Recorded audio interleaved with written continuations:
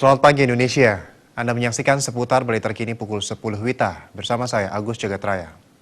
PDI Perjuangan memberangkatkan 5.000 pemudik tujuan Jawa dan Sumatera dengan menggunakan kereta dan bus. Sementara untuk mengantisipasi meningkatnya jumlah penduduk pendatang, pemerintah DKI Jakarta sudah merancang sistem bina kependudukan yang terintegrasi dengan Jakarta Smart City.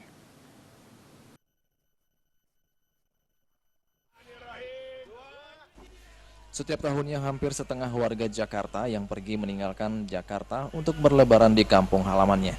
Fenomena ini seolah menjadi rutinitas setiap lebaran tiba. Namun yang menjadi permasalahan adalah jumlah penduduk yang mudik lebaran tidak sebanding dengan jumlah penduduk yang datang saat arus balik. Hal tersebut disampaikan Ketua DPP PDIP bidang kaderisasi yang juga Wakil Gubernur Jakarta, Jarod Saiful Hidayat, saat menghadiri acara mudik gratis bareng PDIP di kantor DPP PDIP Jakarta. Menurutnya setiap tahun gelombang arus balik terus mengalami peningkatan. Di tahun 2015 lalu jumlah pendatang baru tercatat sekitar 70.000 orang dan sekitar 70% dari jumlah tersebut hanya berijazahkan SMP.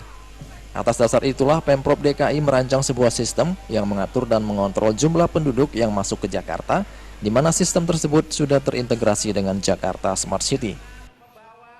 Bagi para pendatang baru itu harus tercatat di RT RW dan masuk datanya kepada kami ya melalui Jakarta Smart City ya.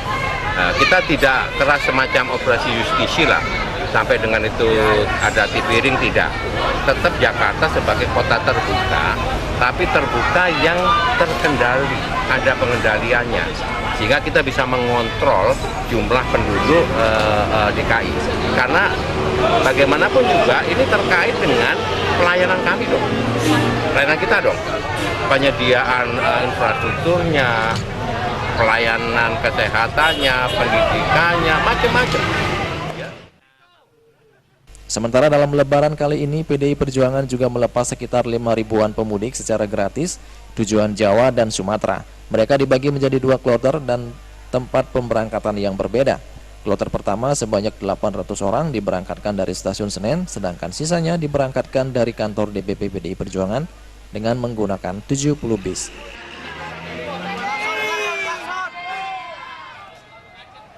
Dari Jakarta, Ketut Sumadiasi melaporkan.